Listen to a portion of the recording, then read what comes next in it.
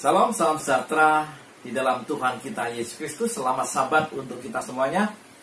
Kita akan kembali melanjutkan pelajaran sekolah Sabat kita. Dan kita telah masuk di pelajaran yang kelima. Pelajaran yang kelima dengan judul Hanya oleh Alkitab atau Sola Scriptura. Namun demikian, sebelum kita mulai, mari kita tunduk kepala dan kita berdoa. Tuhan, kami akan belajar firman-Mu melalui pelajaran sekolah Sabat. Berkati kami, berikanlah hikmat kepada kami, berikan pengertian kepada kami, sehingga kami mampu memahami dengan baik, dengan benar, dan iman kami semakin bertumbuh. Di dalam nama Yesus kami berdoa. Amin. Nah, saudara sekalian, pelajaran kita cukup menarik karena kita akan melihat Alkitab sekali lagi dengan keunggulannya, dengan berbagai pandangan-pandangan yang lain, dan Alkitab tetap menjadi yang paling utama.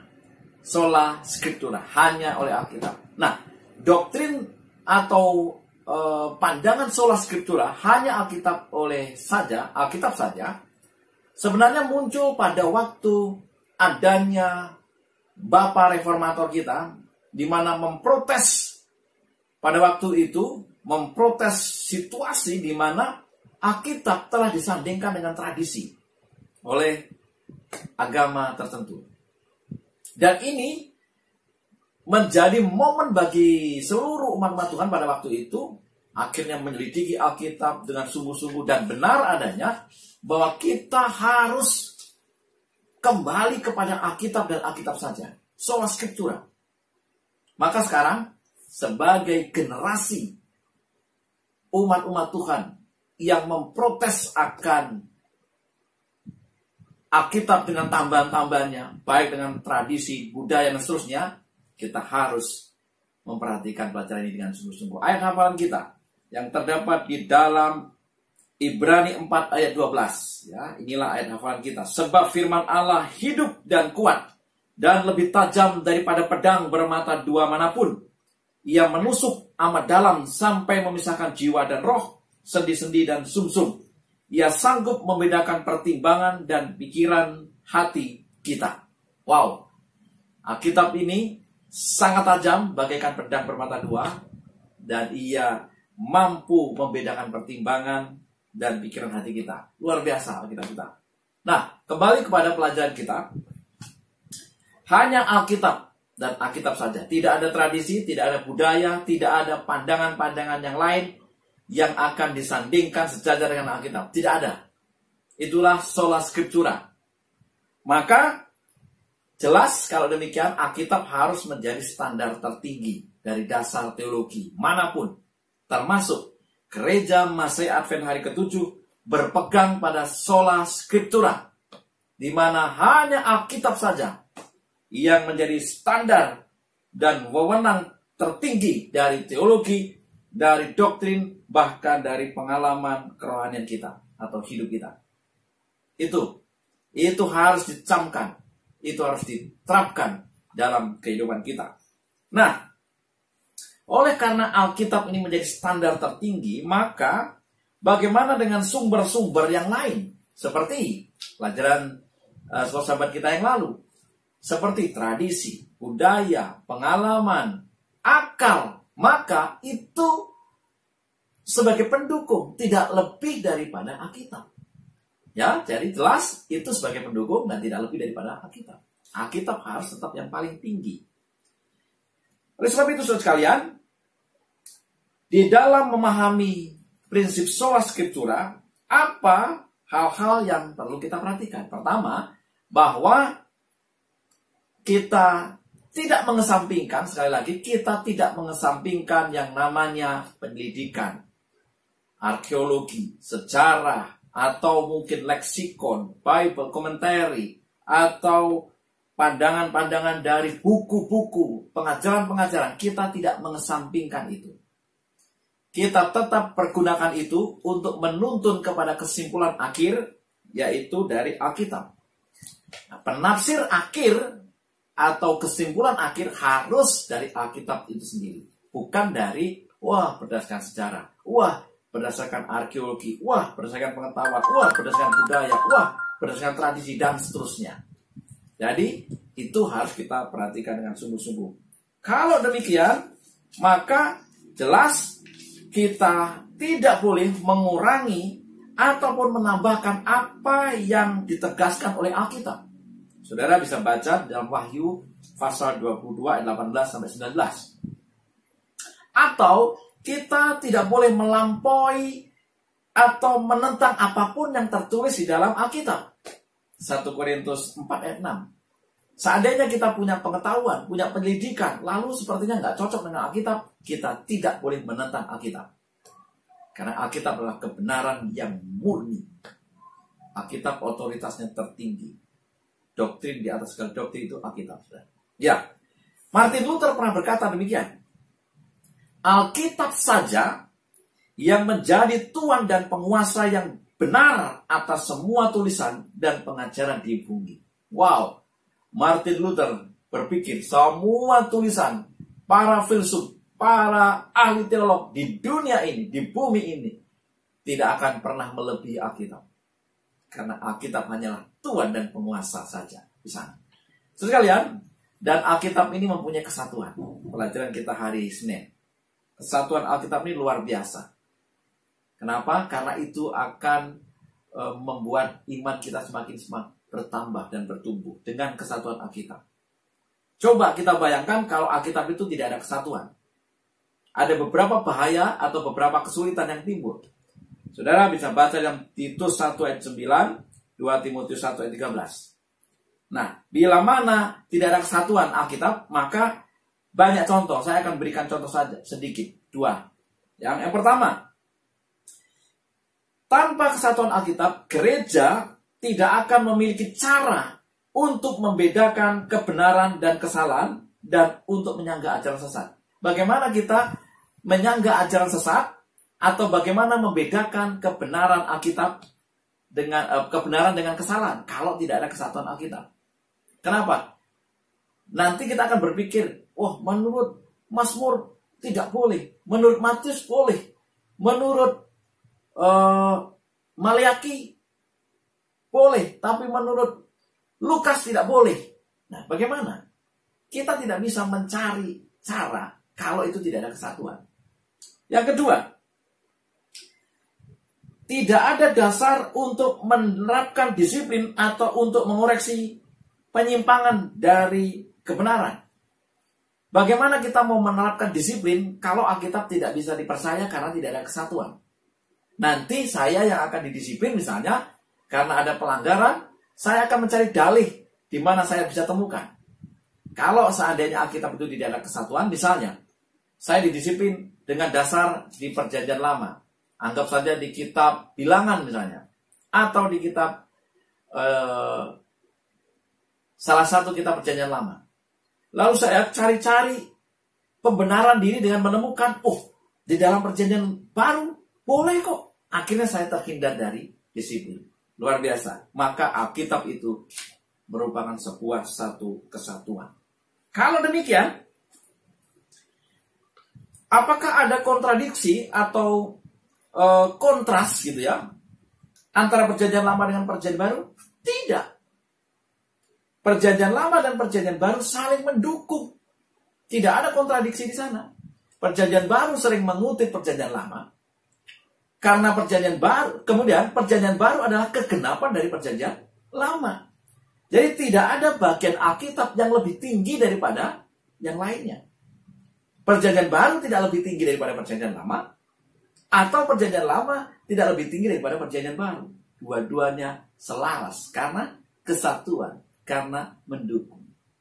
Bagaimana kita tahu? Saudara bisa baca nanti di dalam 2 Timotius 3 ayat 16 atau 2 Petrus 1 ayat 20 sampai dengan 21 yang menyatakan bahwa Alkitab mulai dari Perjanjian Lama sampai Perjanjian Baru, dari kitab Kejadian sampai Wahyu, semua penulis Alkitabnya diilhamkan oleh Allah.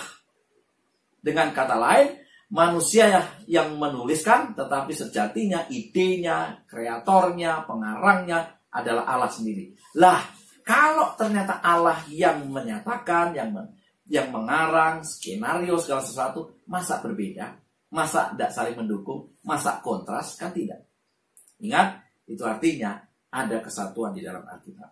Kalau demikian, bagaimana caranya kita mencari, membandingkan Alkitab? Kita harus cari konteksnya. Kemudian, kita tidak boleh menggabungkan ayat dengan ayat yang lainnya hanya untuk mencocokkan ide kita. Tidak boleh. Ayat itu akan menguatkan ayat yang lainnya, bukan dengan ide kita. Kita tidak boleh paksakan seperti itu. Sekalipun kita perlu belajar bahasa aslinya, tetapi tidak menggantikan inti daripada Alkitab itu sendiri yang menafsirkan. Oh, bahasa aslinya begini, tetapi biarlah itu diterangkan oleh Alkitab yang lainnya, maksudnya pasal yang lainnya atau ayat yang lainnya. Luar biasa memang Alkitab kita ini. Alkitab kita ini saling terikat satu dengan yang lain. Kemudian, ini adalah bagian yang paling sangat mendasari dalam kehidupan kita. Bagaimana pandangan gereja terhadap atau pandangan Alkitab dan pandangan Ellen G. White.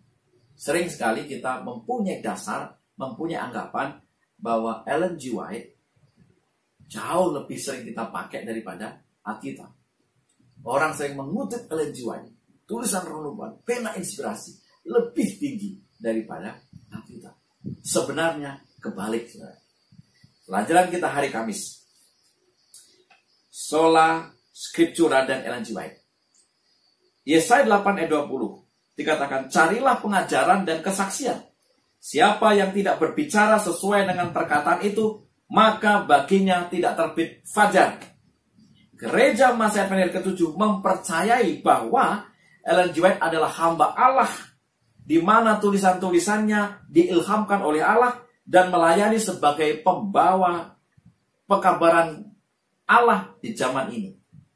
Namun demikian, bagaimana kita menyandingkan akan tulisan-tulisan Ellen G. White itu dengan Alkitab? Pertama, bahwa Ellen G. White mengakui Alkitab adalah dasar dan sentral dalam semua pemikirannya, dalam semua teologinya. Jadi semua yang dituliskan Ellen White, inspirasi semua datangnya dari Alkitab. Karena itu datang dari Allah. Kemudian, yang kedua, di dalam Alfa Omega, jilid 8 halaman 595, Ellen G. White mengatakan bahwa Alkitab adalah wewenang tertinggi dan norma terakhir, serta standar tertinggi untuk semua doktrin, iman, dan perbuatan. Dan ia juga menjunjung tinggi prinsip sola scriptura, atau Alkitab dan hanya Alkitab. Ellen G. White menjunjung tinggi. Kemudian berikutnya, bahwa terang yang lebih kecil untuk menuntun pria wanita kepada terang yang lebih besar, itulah tulisan Ellen G. White. Tulisan-tulisannya adalah terang yang kecil menuntun kepada terang yang lebih besar. Dengan kata lain, tulisan Ellen G. White bukan pengganti daripada Alkitab. Tidak. Dia tegas mengatakan di dalam Testimoni jilid 2 halaman 605, jika engkau telah menjadikan firman Allah sebagai pelajaranmu dengan kerinduan untuk mencapai standar Alkitab dan mencapai kesempurnaan Kristen, engkau tidak akan membutuhkan kesaksian, dalam hal ini terang kecil. Kalau kita sudah menemukan intisari, makna, penafsiran melalui Alkitab, sejatinya kita tidak membutuhkan tulisan penubuhan. Itu kata Ellen White sendiri. Terus kalian luar biasa dengan tegas dia mengatakan. Karena apa? Karena sering orang menggunakan tulisan Ellen White lebih tajam daripada Alkitab. Atau orang lebih sering mengutip tulisan Ellen White dan Alkitab tidak pernah dikutip. Tidak. Ellen White katakan, saya menjunjung tinggi norma, standar Alkitab, teologi yang tertinggi. Dan dia katakan, kalau kamu sudah menemukan akan intisari pengajaran di dalam Alkitab dan mengerti itu, tidak perlu terang kecil. Karena apa? Tulisannya adalah terang kecil yang akan menuntun kepada terang yang lebih besar. Dengan kata lain, Ellen G. White, tulisan-tulisan Ellen G. White bukan pengganti Alkitab dan juga bukan Alkitab. Namun demikian, kita percaya bahwa Ellen G. White adalah hamba Allah yang telah mendapat inspirasi untuk menulis, memberikan banyak nasihat, dan kita harus junjung tinggi nilai-nilai tulisan-tulisan dari hamba Tuhan ini. Sekalipun kita tidak sejajarkan, artinya kita tetap anggap sebagai terang yang akan menuntun kita kepada Alkitab itu sendiri. Terus kalian yang diberkati Tuhan, Alkitab dan hanya Alkitablah satu-satunya standar untuk iman dan perbuatan. Inilah pelajaran sahabat kita, luar biasa. Oleh sebab itu, saya akan review dengan singkat pelajaran kita, bahwa gereja masa APKR ke-7 menjunjung tinggi sola scriptura, Alkitab dan Alkitab saja. Bahwa ada leksikon, ada pencarian, penemuan, sejarah, arkeologi, ada buku-buku yang digunakan, ada Bible commentary. Betul, itu kita pakai, kita gunakan. Tetapi tertinggi dari semua itu adalah Alkitab. Alkitab akan menerangkan dirinya sendiri. Kenapa? Karena Alkitab telah diinspirasikan oleh Allah sendiri. Kita bisa temukan itu di dalam 2 Timotius 3 ayat 16 atau di dalam 2 Petrus 1 ayat 20 dan 21. Di dalam Alkitab ada kesejajaran. Tidak ada satu kitab lebih tinggi nilainya daripada kitab yang lain. Semuanya sama. Martin Luther katakan, Alkitab saja yang menjadi tuan dan penguasa yang benar di atas bumi ini, dari semua tulisan yang ada di bumi ini. Dan yang terakhir, tulisan-tulisan Ellen G. White adalah terang kecil yang menuntun kepada terang yang lebih besar. Itulah Alkitab. Dan dia katakan dengan tegas bahwa ia juga menjunjung daripada Alkitab. Kesimpulan sebagai kutipan kita. Seri Membina Keluarga Jilid 3 halaman 189. Ellen G. White mengatakan, belajar Alkitab meminta usaha yang sangat rajin dan pikiran yang tekun. Laksana pekerja tambang menggali barang-barang berharga di dalam tanah dengan sungguh-sungguh, dengan gigih. Begitulah mencari harta kekayaan firman Allah. Mari dengan sungguh-sungguh, dengan gigih, dengan tekun kita belajar firman Allah. Kita harus menemukan harta terindah itu di dalam firman Allah. Penuntunnya melalui roh nubuat. Bisa sebagai penuntun. Kemudian berikutnya Ellen G. White dalam tulisan Selected Messages jilid ketiga halaman 33. Ketika engkau menjadikan Alkitab makananmu, laukmu, dan minumanmu, ketika engkau menjadikan prinsip-prinsipnya menjadi unsur-unsur karaktermu, engkau akan lebih mengetahui bagaimana menerima nasihat dari Allah. Saya meninggikan firman yang berharga di hadapanmu hari ini. Ini kata Sister White. Jangan ulangi apa yang telah saya katakan dengan berkata, Sister White mengatakan ini, dan Sister White mengatakan itu. Cari tahu apa yang Tuhan Allah Israel katakan, dan kemudian lakukan apa yang diperintahkan. Di mana itu? Di Alkitab. Melalui Alkitab, kita harus cari tahu. Memang kita perlu panduan, yaitu terangnya kecil. Tetapi intisari daripada semua dasar teologi kita, iman kita, ada di Alkitab. Mari kita tunduk kepala dan berdoa. Terima kasih ya Tuhan, kami telah belajar firman-Mu.